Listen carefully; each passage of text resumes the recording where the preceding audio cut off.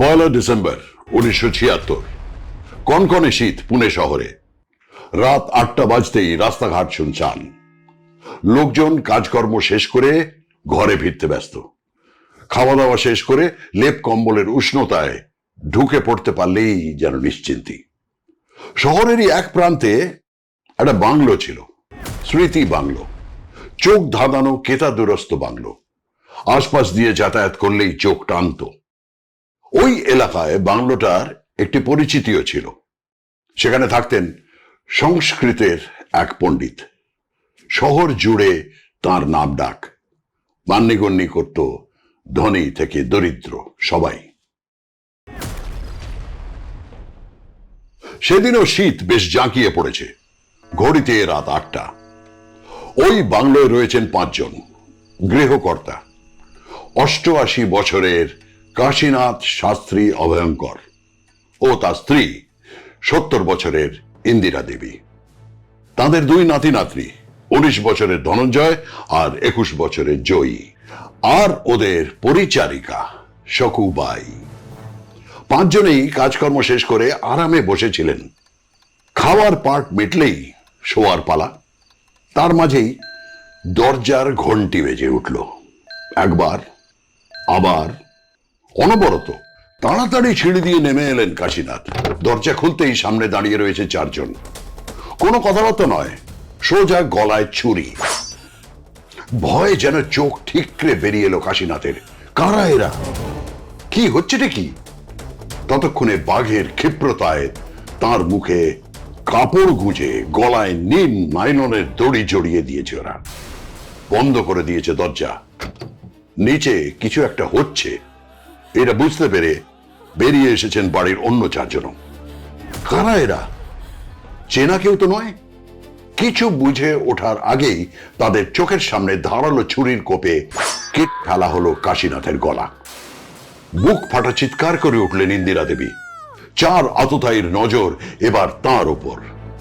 মুখে কাপড় গুঁজে তার গলাতেও নীল নাইলনের দড়ি জড়িয়ে দেওয়া হলো। সেই দড়ির ফাঁসেই এক ঝটকায় কেড়ে নেওয়া হলো তার প্রাণ। তারপরে শকুবাই, সেই একইভাবে মৃত্যু। ধনঞ্জয় আর জয়ী পুরো ঘটনাটা দেখতে দেখতে ভয়ে সাদা হয়ে গিয়েছে। দাদু, ঠাকুমা, শকুবাই আর নেই। এই 4 জন কারা? কিছু মেলাতে পারছে না তারা। এর মধ্যেই এক আততায়ী এসে ধরলো ধনঞ্জয়কে। একই কায়দা, চোখের সামনে ভাইটাও শেষ। ছুটে পালাতে চাইল জয়ী। একজন ওকে টেনে ধরে বসিয়ে দিল মাটিতে। চোখ রাঙিয়ে বলল সমস্ত জামা কাপড় খুলে ফেলতে। তাহলে কি আরো ভয়ঙ্কর কিছু ঘটতে চলেছে? প্রাণ বাঁচাতে বিবস্ত্র হয়ে গেল জয়ী। ওরা বলল বাড়ির যেখানে যা টাকা পয়সা সোনা দানা আছে বার করে আনতে। যন্ত্রের মতো আলমারি ড্রয়ার থেকে জিনিস বার করতে লাগলো জয়ী। তাতেও শেষ রক্ষা হলো না। নীল নাইলনের দড়ি গলায় পেঁচিয়ে জয়ীকে মেরে ফেলল ওরা। লুটপাট চালিয়ে বেরিয়ে গেল বাংলো থেকে। 5টা লাশ নিয়ে রক্তাক্ত পড়ে রইল স্মৃতি। সেই সময় পুনে শহরে রাত নামলেই ঘরে সেধিয়ে যেত শহর। রাতে দরজায় কেউ ধাক্কা দিলে, ঘন্টি বাজালেই তটস্থ সতর্ক হয়ে যেতেন মানুষ। খালি মনে হতো এই বোধহয় বিপদ এলো। কিন্তু কেন বিপদ আসছিল, কি কারণে হামলা হচ্ছিল বাড়িতে, জানতে পারছিল না কেউ। পুলিশও পড়েছিল চিন্তায়। পর পর মানুষ মারছে কারা? শুধুই কি লুটপাট? কারা এরা? প্রশ্নের পর প্রশ্ন ঘুরছিল শহরে। ওই দিন রক্তাক্ত অবস্থায় অভয়ঙ্কর পরিবার পড়েছিল। প্রথমে কেউ কিছুই জানতে পারেনি। ঘন্টা 2 পেরিয়ে যাওয়ার পর বাইরে থেকে রাতের খাওয়া দাওয়া সেরে বাড়ি ফেরেন কাশীনাথের ছেলে বৌমা। দরজাটা খোলা কেন? খটকা লাগে ওদের। একটু হন্তদন্ত হয়ে ঢুকে পড়েন বাড়িতে। প্রথমেই চোখে পড়ে ইন্দিরা দেবীর উপর। রক্তাক্ত আলু থালু পড়ে রয়েছেন মেঝে। ছুটে গিয়ে তাকে ধরেন তারা। তখনই চোখ পড়ে কাশীনাথের দিকে। চেয়ারে বসা, গলায় ফাঁস, মাথাটা কাত হয়ে গিয়েছে একদিকে। শকুবাই, ধনঞ্জয়, সবার এক হাল। কারো দেহে প্রাণের স্পন্দনটুকুও নেই। গলা ফাটিয়ে কান্না আসে, রাগ হয়। মেয়েটা কোথায় গেল? উপরে গিয়ে দেখেন সেও মৃত, বিবস্ত্র। এই ঘন্টায় সব হারিয়ে ফেললেন তারা। পুরো পরিবারটা শেষ হয়ে গেল। চিৎকার কান্নাকাটি শুনে আশপাশের লোকজন জড়ো হয়। খুনের খবর যায় থানায়। পুলিশ প্রথমে ভেবেছিল হয়তোবা একটা খুন, কিন্তু এ বাড়িতে এসে স্তম্ভিত হয়ে যায় পুলিশও। 5টা লাশ, তার মধ্যে জয়ীর নগ্ন দেহ। তন্ন তন্ন করে তল্লাশি চালায় পুলিশ। বেশ কিছু জিনিস নজরে আসে। এক পুলিশ কর্মী খানিকটা চমকেই ওঠেন। তার নজরে আসে প্রত্যেক মৃতদেহের গলাতেই নীল নাইলনের দড়ি। এটা কি? 1 মাস আগেই তো এমন ঘটনা দেখে ফেলেছেন তারা। 31শে অক্টোবর 1976, পুনেরই বেশ বড় সড় ব্যবসায়ী অচ্যুত যোশী স্ত্রী সন্তানকে নিয়ে থাকেন। সুখের সংসারে আচমকা কালো মেঘ ঘনিয়ে এলো। ওই দিন সন্ধ্যায় তিনি আর তার স্ত্রী বাড়িতে ছিলেন। হাসি আড্ডায় দিব্যি কাটছিল সময়। বেল বাজলো। দরজা খুলতেই 4টে অচেনা লোক তাকে কার্যত ঠেলে ভেতরে ঢুকে এলো। কে আপনারা, কি চান? বলতেই মুখের মধ্যে দলা করে কাপড় গুজে দিল ওরা। হাত দুটো চেপে ধরে গলায় নীল রঙের নাইলনের দড়ির ফাঁস চেপে বসতেই সব শেষ। স্বামী স্ত্রী দুজনকেই একই কায়দায় শেষ করে দেওয়া হলো। তারপর দামি দামি জিনিস, টাকা পয়সার খোঁজে ওলট পালট করে দেওয়া হলো বাড়িঘর। দেখে বোঝার উপায় নেই যে কিছুক্ষণ আগে এই সাজানো গোছানো বাড়িতেই প্রাণ ছিল, হাসি ছিল। একের পর এক ঘরে ঢুকে সব ছত্রখান করে দিল ওরা। আবার বেল বাজলো। কে? সাবধান হয়ে গেল আততায়ীরা। দরজা খুলে ঢুকে এলো একটা বাচ্চা ছেলে। মা, কোথায় তুমি? কথা শেষ না হতেই পেছন থেকে একজোড়া হাত চেপে ধরল ছেলেটাকে। ওই বাচ্চা ছেলেটা আনন্দ, অচ্যুত যোশীর ছেলে। আততায়ীরা আনন্দকে জামা কাপড় খুলে ফেলতে বলে। ওই অবস্থাতেই বাড়ির কোথায় কি দামি জিনিস লুকিয়ে আছে তার খোঁজ দিতে বলে। আনন্দ বেচারা অত খবর রাখতো না। নিজের মতো করে কয়েকটা আলমারি ড্রয়ার দেখাচ্ছে, কিন্তু একজন ব্যবসায়ীর বাড়ি থেকে যতখানি যা পাওয়ার কথা কিছুই মেলে না। ক্ষোভে ফেটে পড়েন হতাশ ওই 4 জন। একই দড়ি দিয়ে আনন্দের গলাতেও ফাঁস লাগিয়ে মেরে ফেলা হয়। রক্তাক্ত পড়ে থাকে পুরো বাড়ি। পুলিশ আসে, তদন্ত শুরু হয়। একসঙ্গে 3টে খুন সাড়া ফেলে দেয় শহরে। গোটা বাড়িতেই একটা তীব্র গন্ধ পাচ্ছিল পুলিশ। খুব উগ্র একটা পারফিউমের গন্ধ যেন। পুলিশের মনে হচ্ছিল আততায়ীরা কিছু একটা চাপা দিতেই যেন ওই পারফিউম ছড়িয়ে দিয়ে গিয়েছিল। গোটা বাড়ি লন্ডভন্ড হয়েছিল। হতে পারে ওই ব্যবসায়ী আর তার স্ত্রীর সঙ্গে মৃত্যুর আগে আততায়ীদের ধস্তাধস্তি হয়েছে, মারামারি হয়েছে। তাহলে সেই জায়গাটা বেশ লন্ডভন্ড হওয়ার কথা। কিন্তু এখানে গোটা বাড়িটাতেই যেন হুলস্থুল চলেছে। পুলিশ অনুমান করে চুরির উদ্দেশ্যেই বাড়িতে এসেছিল আততায়ীরা। কিন্তু এরা যে সে চোর নয়, এবং 2-1 জন নয়, অন্তত 4-5 জন না থাকলে এভাবে ঘটনা ঘটানো সম্ভব নয়। ফরেনসিক দল এসে গোটা বাড়ি থেকে হাতের আঙুলের ছাপ নিয়ে যায়, পরীক্ষা হয়। আবারও অবাক হওয়ার পালা। গোটা বাড়ি থেকে যত হাতের ছাপ মেলে সবই যোশী পরিবারের 3 জনেরই। আশ্চর্য হয়ে যায় পুলিশ। তাহলে আততায়ীরা পুরো পরিকল্পনা করে হাতে গ্লাভস পরে এসেছিল, যাতে কোথাও কোনো ছাপ না মেলে। পুরো ব্যাপারটা যথেষ্ট নৃশংস এবং ভয়ানক বলে মনে করে পুলিশ। কিন্তু আনন্দকে কেন বিবস্ত্র করা হয়েছিল সেই প্রশ্নের উত্তর মেলে না। ফিরে আসি অভয়ঙ্কর পরিবারের কথায়। এই বাড়ি জুড়েও একটা উগ্র পারফিউমের গন্ধ পেয়েছিলেন তদন্তকারীরা। কিন্তু প্রথমে 3 জন, তারপরে 5 জনের খুনের পরে সেই গন্ধ নিয়ে খুব একটা বিশ্লেষণ করার সুযোগ পায়নি পুলিশ। সারা পুনে শহরে যেন ভয় গেড়ে বসেছিল। সন্ধ্যা গড়িয়ে রাত হলেই যেন গর্তে সেদিয়ে যেত শহর। পারতপক্ষে কেউ রাতে বাইরে বেরোতেন না, দরজা খুলতেন না। দোকানপাট, সিনেমা হল, কোথাও লোক দেখা যেত না সন্ধ্যের পরে। এক শীতের রাত, তারপরে ভয়। প্রতি সন্ধ্যায় শহর যেন থমথম করত। শহরকে স্বাভাবিক ছন্দে ফেরানোর চেষ্টা করে যায় পুলিশ প্রশাসন। সিআরপিএফ এনে টহল দেওয়ানো হয়, বোঝানো হয় যে পুলিশ কাজ করছে, নিরাপত্তার ব্যবস্থা করছে। কিন্তু সত্যি বলতে কি, দুটো ঘটনায় কেমন যেন চুপসে গিয়েছিল শহর। নানা প্রশ্ন তৈরি হচ্ছিল পুলিশের মনেও। দুটো ঘটনা একই লোকেদের, একই দলের ঘটানো নাকি আলাদা? খুনের কারণ কি? শুধু চুরির উদ্দেশ্যে এত নৃশংসভাবে খুন করা যেতে পারে? দিন যায়, সপ্তাহ, মাস যায়, শীত পেরিয়ে গরম পড়তে শুরু করে। এবার 27 মার্চ 1977, মুলামুথা নদীর ধারে একজনের দেহ পড়ে থাকার খবর পায় পুলিশ। সঙ্গে সঙ্গে সেখানে হাজির হয়। একটা লোহার সিঁড়ির সঙ্গে দড়ি দিয়ে বাঁধা ছিল দেহটা, আর গলায় সেই নীল রঙের নাইলনের দড়ি। গিট মারার কায়দাটাও এক। যোশী পরিবারের 3 জন, অভয়ঙ্কর পরিবারের 5 জনের পরে আবার। দেখে মনে হচ্ছিল বেশি দিন আগে মৃত্যু হয়নি লোকটার, বয়সও বেশি নয়। পুলিশের সন্দেহ হয় পুরোটাই সিরিয়াল কিলিং, না হলে একই কায়দায় বারবার খুন করা হবে কেন? ঘাট থেকে উদ্ধার হওয়া দেহটার কাছ থেকে একটি পরিচয় পত্র মেলে। তাতে লেখা ছিল অনিল গোখলে, অভিনব কলা মহাবিদ্যালয়। তদন্তের একটা সূত্র পায় পুলিশ। সোজা হানা দেওয়া হয় ছেলেটার কলেজে।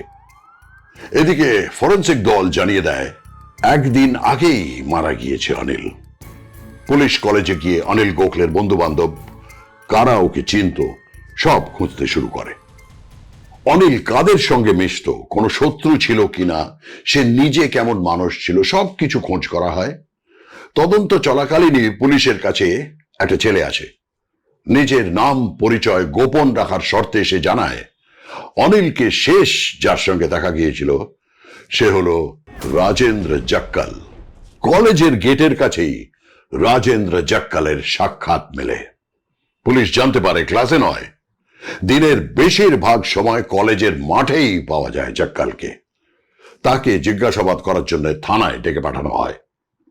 এই 3টে মামলা যে পুলিশ কর্তা নিজে দেখছিলেন, তিনি হলেন এএসপি মধুসূদন হুলিয়াক্কর। তিনি রাজেন্দ্রকে জিজ্ঞাসাবাদ শুরু করেন। 22-23 মার্চ সে কোথায় ছিল, দিনভর কি করছিল, খুঁটিয়ে জানতে চাওয়া হয়। রাজেন্দ্র জানায় সে তার 3 বন্ধুর সঙ্গে ছিল। বন্ধুদের পরিচয় দেয়, দিলীপ সত্তর, মুনাওয়ার শাহ ও শান্তারাম জগতাপ। বন্ধুদেরও ডেকে পাঠায় পুলিশ। বয়স কম হলেও এদের কারোর লেখাপড়ার সঙ্গে তেমন যোগ ছিল না। মদ নেশায় ডুবে থাকার প্রমাণ পায় পুলিশ।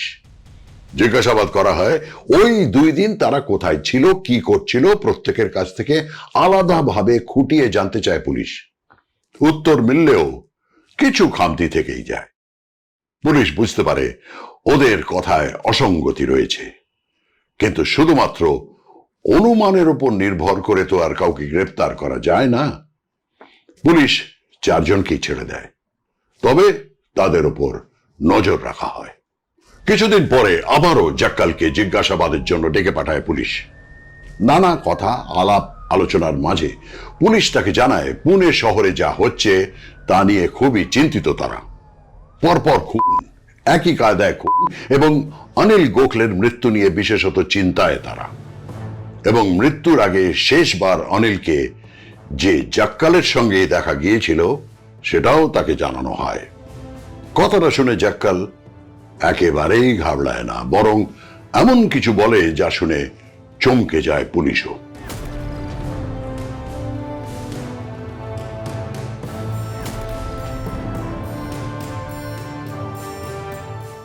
হুলিয়াক্কর আর কিছু বলেন না। ওই দিনের মতো জাক্কালকে ছেড়ে দেওয়া হয়। এবার প্রকাশ হেগড়েকে নিয়ে অনুসন্ধান শুরু করে পুলিশ। পুরনো ফাইল ঘাটা শুরু হয়। 16 জানুয়ারি 1976 ওই দিন একটা নিখোঁজ ডায়েরি পায় পুলিশ, প্রকাশ হেগড়ের নিখোঁজ ডায়েরি। কিন্তু আর তো কিছু নেই, মানে নিখোঁজ যুবকের খোঁজ মেলা, দেহ উদ্ধার হওয়ার কোনো রেকর্ড পুলিশের খাতায় নেই। তাহলে জাক্কাল প্রকাশকে খুনের কথা বলল কেন? সন্দেহ বাড়তে থাকে পুলিশের। সাদা পোশাকে 4 পুলিশ কর্মীকে ওদের ওপর নজরদারি করার জন্য বলা হয়। এর মধ্যেই একদিন অভিনব কলা মহাবিদ্যালয়ের সামনে দাঁড়িয়েছিল জাক্কালেরা, 4 বন্ধু। জাক্কাল আর মুনাবার খানিকক্ষণ বাদে আগুপিছু হয়ে যায়, কিন্তু নিজেদের কথা বলছিল শান্তারাম আর দিলীপ। শান্তারাম বলে, কি জানি পুলিশ কি করবে এবার, আমরাই বা কি করব। দিলীপের উত্তর, চিন্তা করিস না, বস সব সামলে নেবে। ওদের কথোপকথনের সময় পেছনেই দাঁড়িয়ে ছিল 2 জন। দিলীপরা ভেবেছিল কলেজের কোনো শিক্ষক বা কর্মী হবে হয়তো, কিন্তু ওই 2 জন ছিলেন পুলিশ কর্মী, যারা নজর রাখছিলেন ওদের দিকেই। পুরো কথোপকথন থানায় এসে রিপোর্ট করেন তারা। শুনতে শুনতে মাথায় বিদ্যুৎ খেলে যায় এক পুলিশ কর্মীর। লুটপাট, 4 জন মিলে হামলা, বসের পরামর্শ নেওয়া, একটা অন্য ঘটনা মনে করায় তাকে। একটু পিছিয়ে যাওয়া যাক। 22শে নভেম্বর 1976। যোশী পরিবারের 3 জনের মৃত্যু হয়ে গিয়েছে, কিন্তু অভয়ঙ্কর পরিবার তখনও জীবিত। দুটো ঘটনার মাঝামাঝি সময় শহরেরই মধ্যে একটা অত্যন্ত অভিজাত বিলাসবহুল বাংলোয় থাকতেন যশোমতী ভাবনা। তার বাড়িতেও 4 জনের একটা দল ঢুকে লুটপাট চালিয়েছিল, কিন্তু খুব বেশি কিছু করে উঠতে পারেনি। আসলে বাড়ির চাকর বাকর, রক্ষী সবাই ছিল বডি বিল্ডার। নিজের সম্পত্তি এবং নিজেদের রক্ষার জন্য এই ধরনের লোককেই কাজে রেখেছিলেন যশোমতী। ফলে হামলার রাতে 4 জন ঢুকে পড়লেও এই বডি বিল্ডারদের দেখে তারা ঘাবড়ে যায়। নিজেদের মধ্যেই একজন আরেকজনকে বস বলে ডাকছিল। পরে পুরো ঘটনা থানায় রিপোর্ট করেছিলেন ওই মহিলা, কিন্তু পুলিশ ভেবেছিল নিছক চুরির চেষ্টা হয়তো। আসলে যোশী পরিবারের মৃত্যু নিয়ে এতটাই শোরগোল চলছিল যে এই ঘটনাটা বিশেষ পাত্তা দেয়নি পুলিশ। কিন্তু এখন 2 2 4 হতে শুরু করে। পুলিশ এক প্রকার নিশ্চিত হয়ে যায় যে এই 4 জন আর ওই 4 জন একই দল। কিন্তু প্রমাণ করা বাকি ছিল, তাই পুলিশ কাউকেই গ্রেপ্তার করেনি, শুধু প্রমাণ জোগাড় করে যাচ্ছিল। আবার খোঁজ খবর করতে কলেজে যায় পুলিশ। নানা ক্লাসের পড়ুয়াদের থেকে এই 4 জনের সম্পর্কে খোঁজ খবর করা হয়। কেউই এদের নামে ভালো কথা বলছিল না। কেউ ভয় চুপ করে যাচ্ছিল, আর কেউ বলছিল এরা একেবারে বখাটে ছেলে, ক্লাস করে না, কলেজে স্বেচ্ছাচারিতা চালায়, ভয় দেখায়, কাউকে সম্মান করে না, নেশা করে, শুধুই নিন্দা। এদের মাঝেই একটা ছেলে ছিল, সতীশ। ভীতু, ঘাবড়ে যাওয়া একটা ছেলে, কিন্তু সেই সবচেয়ে বিস্ফোরক কথাটা জানায় পুলিশকে। সতীশ বলে, পুনে শহরে যতগুলো খুন হচ্ছে সব এরাই করেছে, আমি জানি। পুলিশ চমকে ওঠে। কিভাবে সে জানলো, কি প্রমাণ আছে জানতে চাওয়া হয়। সতীশ দাবি করে এই 4 জনই নাকি তাকে বলেছে যে এরা সবাইকে খুন করেছে। গল্পে আরো একজনের প্রবেশ ঘটে, সোহাগ চন্দ। সতীশ পুলিশকে জানিয়েছিল যতগুলো খুন এরা করেছে তার মধ্যে একটা ঘটনায় এই সোহাগ চন্দ ওদের দলে ছিল। পুলিশ সোহাগের বাড়িতে হাজির হয়, তাকে ভয় দেখানো হয়। পুলিশ কর্মীরা জানান যে সোহাগের কীর্তিকলাপ তারা সব জানেন, খুনের কথাও জানানো হয়। তবে সোহাগ যদি পুরো ঘটনাটা জানায়, কারা জড়িত আছে, কাদের নির্দেশে এসব হচ্ছে, কেন খুন করা হচ্ছে, সব জানায়, তাহলে তাকে কম সাজা দেওয়া হবে বলে আশ্বাস দেয় পুলিশ। ভয় পেয়ে যায় সোহাগ, রাজসাক্ষী হতে রাজি হয়ে যায়। সোহাগের বয়ানের উপর ভিত্তি করে জাক্কাল, মুনাব্বর, দিলীপ আর শান্তারামকে গ্রেফতার করে পুলিশ, কিন্তু তারা ভাঙতে রাজি নয়। পুলিশও জাল গোটায়, একের পর এক প্রমাণ পেশ করতে থাকে। মুখ খুলতে বাধ্য হয় 4 জন। ঘটনাটা শুরু হয়েছিল কলেজ থেকেই। 4 জন আলাদাভাবে এসে কলেজে ভর্তি হলেও তাদের মানসিকতা তাদের কাছাকাছি টেনে আনে। লেখাপড়ায় কোনো মন ছিল না কারো, শুধু নেশা ভাঙ, মেয়েদের উত্ত্যক্ত করা, ভয় দেখানো, এইসবই চলত। ক্রমেই এদের মাথা হয়ে ওঠে রাজেন্দ্র জাক্কাল। নেশার খরচ জোগাতে ছোটখাটো চুরি শুরু করে এরা। কলেজ থেকে কিছুটা দূরে ছিল জাক্কালের ডেরা, সেখানে মদ খাওয়া, সমস্ত কুকর্মের পরিকল্পনা চলত। বাইক, সাইকেল চুরি করে বিক্রি করে দেওয়া এদের কাছে জল ভাত ছিল। কিন্তু চাহিদা বাড়তে থাকে, কিছু একটা বড় দুষ্কর্মের পরিকল্পনা করে এরা। ঠিক হয় প্রকাশ হেগড়েকে মারা হবে। আসলে খুন নয়, অপহরণের পরিকল্পনা করা হয়েছিল। প্রকাশের বাবার বড় খাবারের ব্যবসা ছিল। 4 জনে পরিকল্পনা করে সুহাগ চন্দকে দায়িত্ব দেয় প্রকাশকে নিয়ে আসার।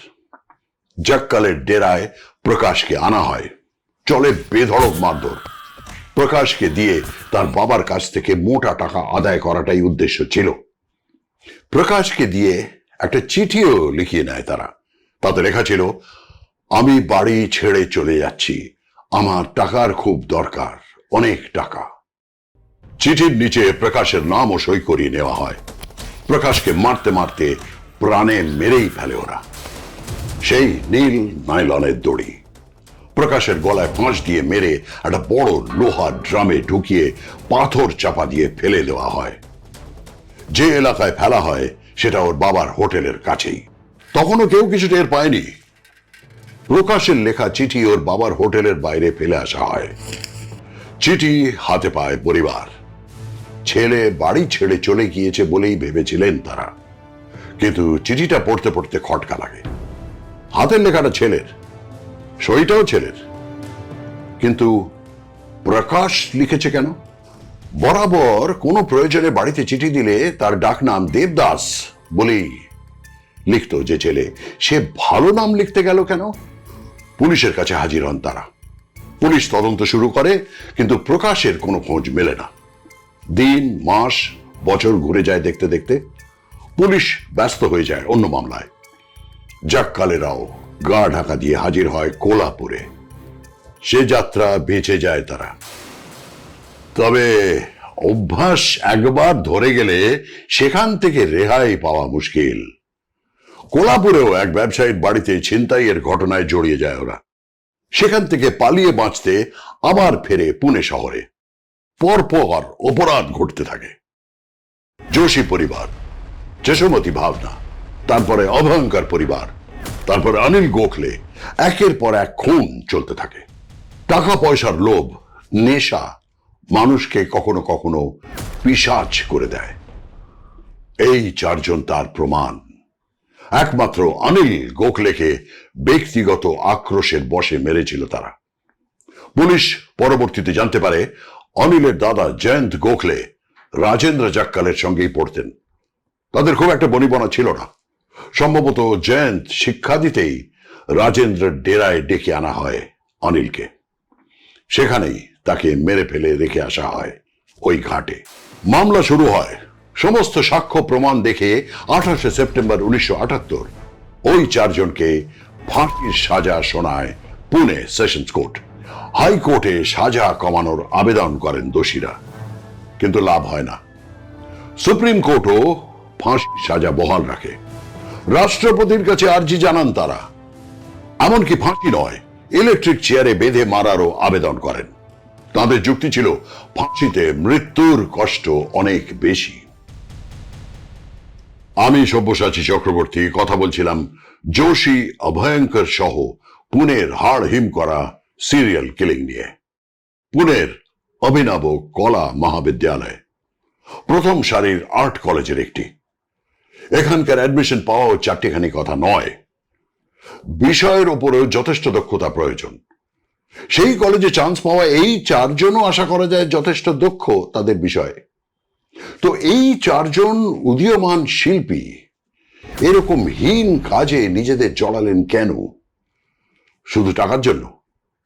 হ্যাঁ, টাকা একটা গুরুত্বপূর্ণ কারণ, এটা তারাও স্বীকার করেছে, কিন্তু এটা ছাড়াও তারা আরেকটি কারণের কথা বলেছে যা শুনে রীতিমতো তাজ্জব হতে হয়। তাদের বক্তব্য, ম্যাকাব্রে আর্টের প্রতি তাদের আগ্রহই তাদের এই কাজ করিয়েছে। এক ধরনের উত্তেজনা ও আনন্দ উপভোগ করত তারা এই কাজ করতে গিয়ে। ডার্ক থিম অ্যান্ড আর্ট সম্পর্কে ছিল এদের প্রচন্ড আকর্ষণ, এবং তারই পরিণতি এই 10টি হত্যা। এই মোটিভের কথা মুনাওয়ারও লিখেছে তার আত্মজীবনীতে। Yes, I am guilty. Goa থেকে শুরু করে ফ্রান্সিস বেকন, এমনকি এডওয়ার্ড মাঞ্চ, সকলেই ম্যাকাব্রে আর্টের সঙ্গে জড়িত। এরা এক একজন দিকপাল। কখনো কখনো শিল্পের প্রয়োজনে নৃশংসতার প্রয়োজনের কথাও বলেছে, কিন্তু তা কখনো কি 10 জনের মৃত্যুর অজুহাত হতে পারে? জানান আপনার মতামত, অপেক্ষায় থাকব। বিদায়।